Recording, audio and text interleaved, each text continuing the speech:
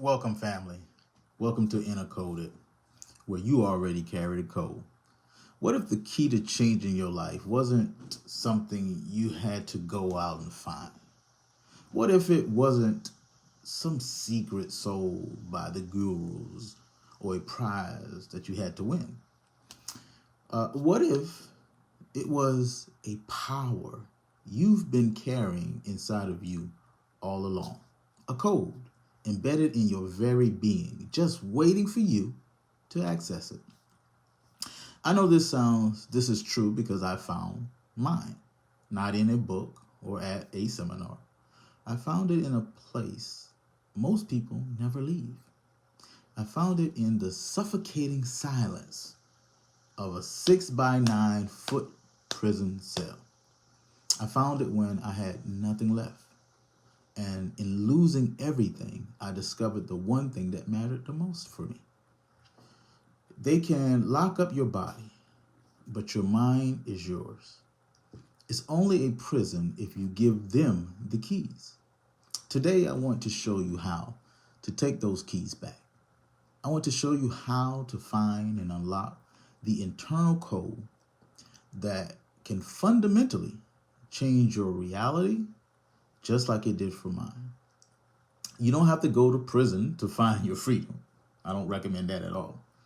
You just have to be willing to look inside. Look inside your cell, your lowest point, to understand this code. You have to understand the place where I found it. You have to understand rock bottom. And for me, that was a cold concrete box.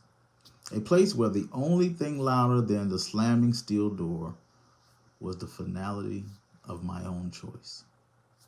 People think prison is about physical punishment. And it is to a degree. But the real prison, the one that truly breaks you, is the one it builds in your own mind. It's a place of absolute powerlessness. Your name becomes a number. Your clothes become a uniform. Your choices become a schedule. Every minute of your day is owned by someone else. The whole entire system is designed to strip away who you are, to make you believe you are nothing more than the worst thing you've ever done. And for a long time, I believed it. I was just a statistic, another lost cause. My past was a highlight reel on bad decisions that led me straight to the cage. My future, a blank wall. There was no hope, just more gray, more echoing doors, more days bleeding into each other until time just stopped meaning anything to me. I know some of you understand this feeling, even if you've never been inside of a cell. It's the feeling of being trapped. Trapped in a job you despise, in a relationship that's draining you, a cycle of debt, or just a state of mind that whispers you're not good enough day after day. It's that feeling something is fundamentally broken inside of you. My world has shrunk to a size of a cell, and my mind shrank right along with it. My thoughts were just a loop of regret and anger. I'd lie on my bed and stare at the ceiling, replaying my mistakes over and over again. I blamed myself, my parents, my neighborhood, the system, being black, anyone but me. Blame was my shield. It kept me from facing the crushing weight of my own responsibility. But it also kept me chained to my own misery. The real rock bottom wasn't being locked up. It was a kind of spiritual death. It was the moment I looked at my reflection on a small piece of polished steel, because glass is a weapon. And I didn't recognize the guy staring back at me. The eyes that I saw were hollow. They were empty. That spark that makes us human was just gone. That's when the despair really hit. It's cold. It gets in your bones. A belief that, is this it? Is this all that is ever going to be.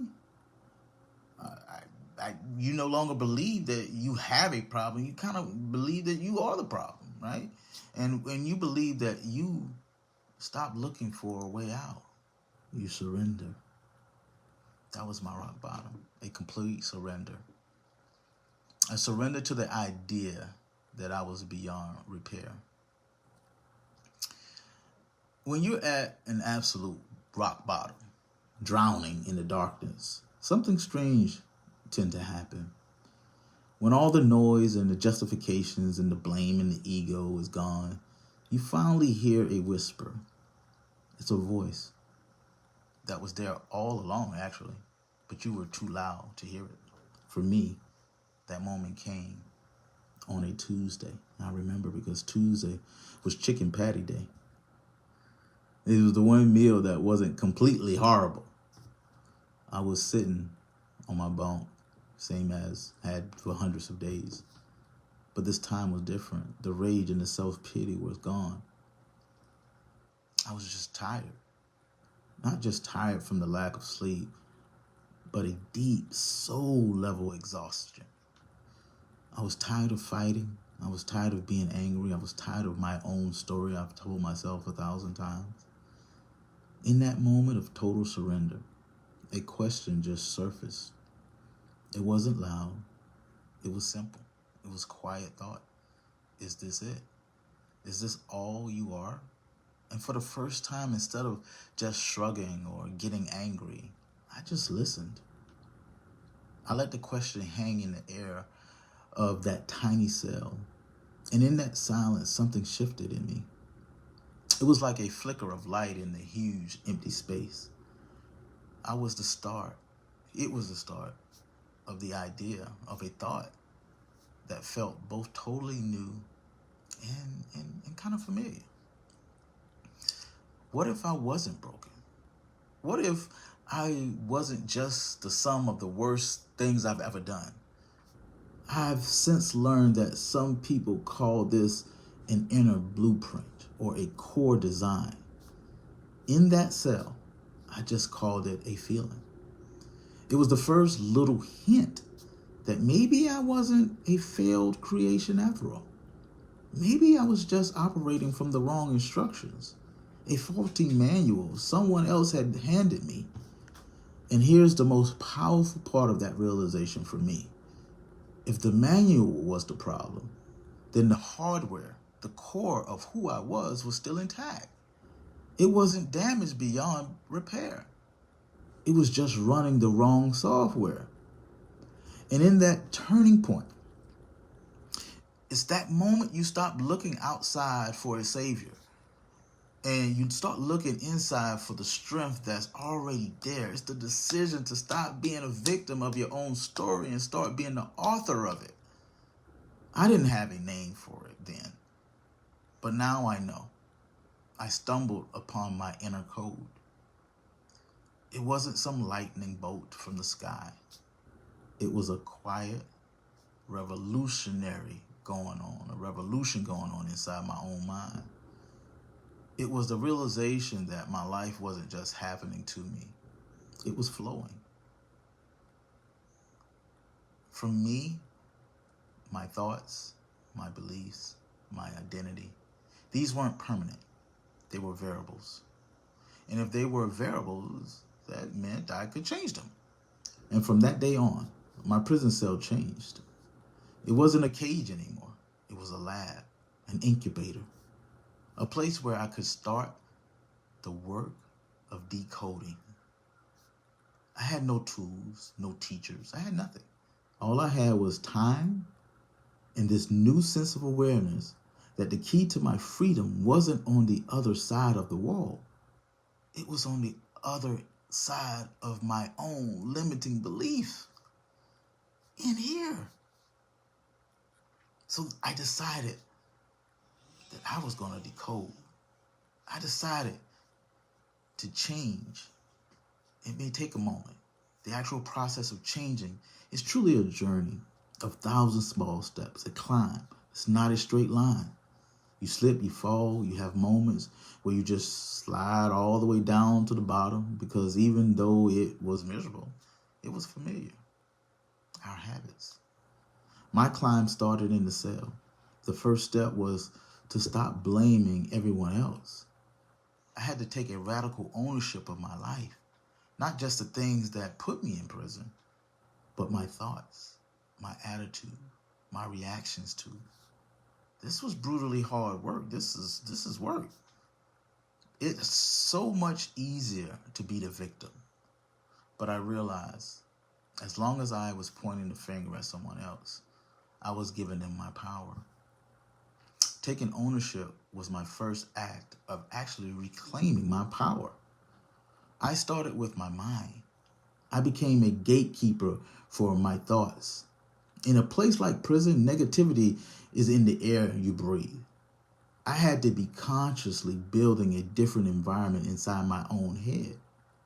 When a negative thought popped up, you'll never get it out. You ruin your life. I wouldn't fight it. I just acknowledge it and then intentionally replace it. I'm changing. I'm learning. I'm preparing. I'm decoding. I'm becoming. This is the heart of what I call the 1% Better program in principle. It's all about making small, continuous improvements. I didn't try to become a new person overnight. That's how you get overwhelmed and you quit. My only goal was to be 1% better today than I was yesterday. What did that look like for me at the time? I meant reading one page of a book, doing one more push-up than the day before, walking away from a negative conversation instead of joining it, finding one thing to be grateful for, or even if it's just the Tuesday chicken patty alone. These actions seem tiny, almost meaningless, but small habits are like compound interest for life improvement. Over time, these 1% improvements started adding up to massive change. Getting 1% worse every day for a year leaves you at nearly zero. But getting 1% better every day can make you over 37 times better. When I was finally released, the climb got steeper. The world isn't exactly waiting with open arms. Doors slammed in my face. You get to feel judgment from everybody's eyes. An ex-con, that label sticks with you. Old habits and old friends were promising and familiar outcomes. The temptation to slide back down was huge. There were so many moments of rejections and frustrations where I just wanted to give up and go back to what was normal. This is where most people quit. The struggle is where you forge your new identity. It's where the code you started to uncover gets tested by reality. Every time I was rejected for a job, I had a choice. See it as a proof that I was a failure, or see it as a test of my resolve. Decline wasn't about willpower. Willpower runs out. It was about rewiring. It was about rebuilding my habits, my thoughts, and my identity from the ground up. I wasn't an ex-prisoner.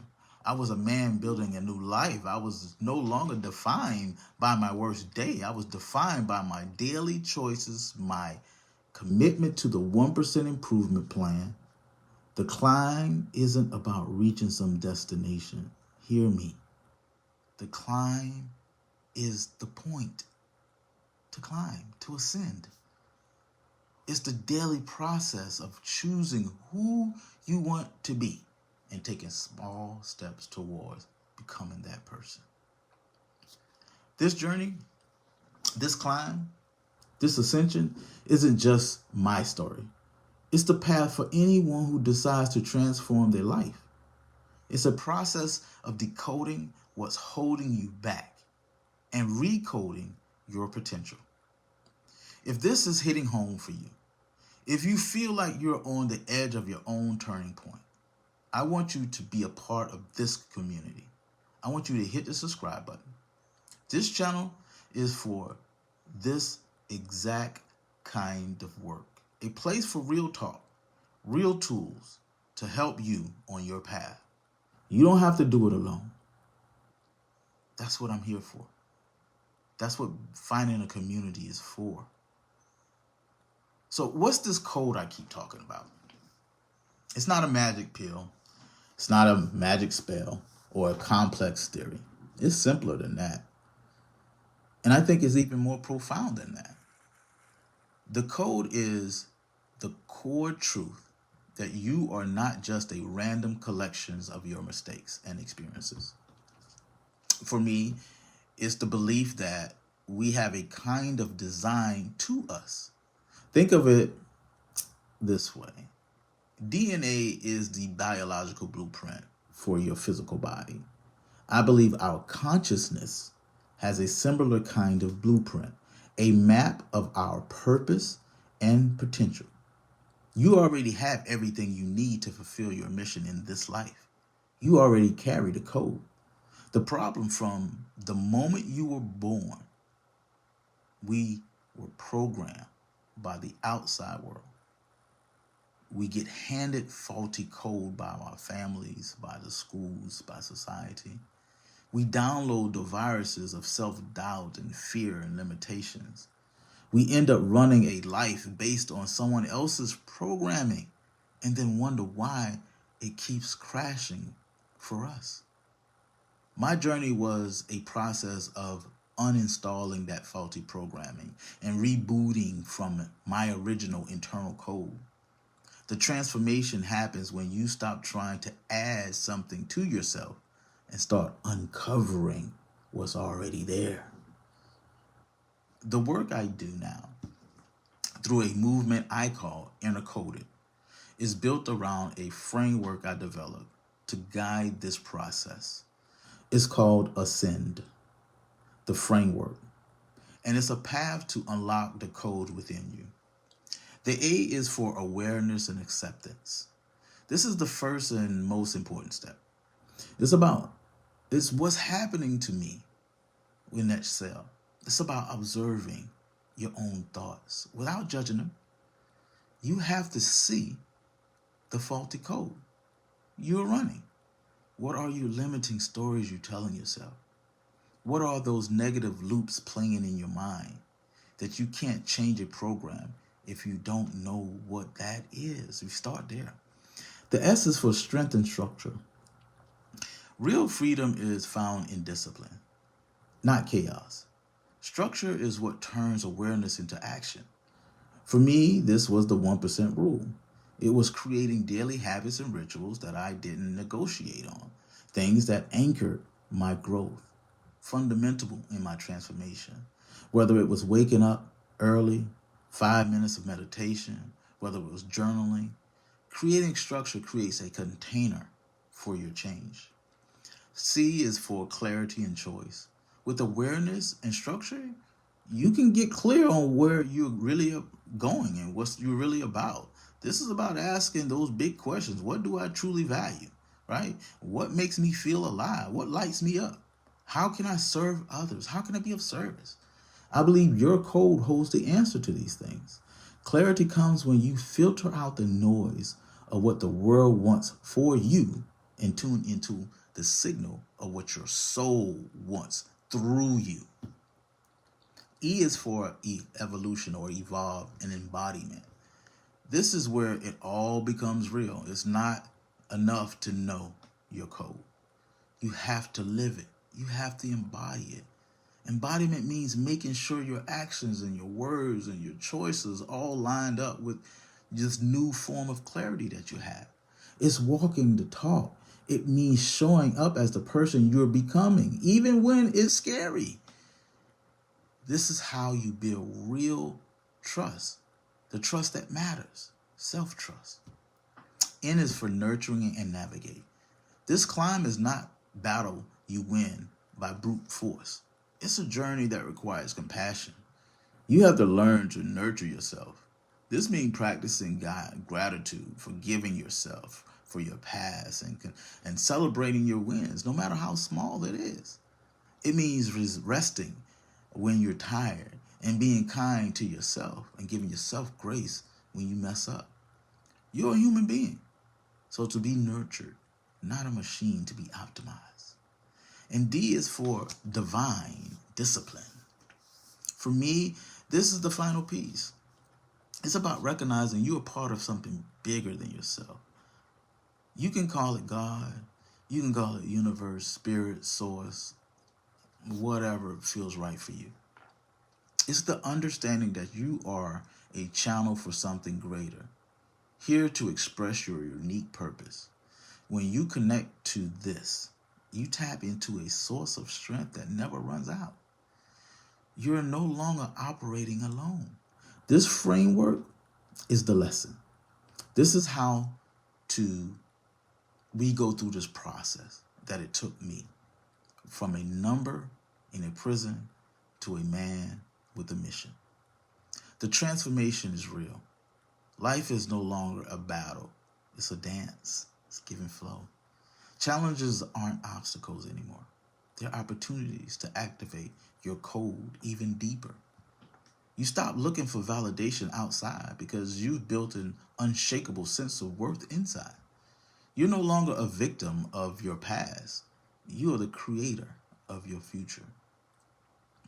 We started this conversation in a 6x9 foot cell, a place of total limitation.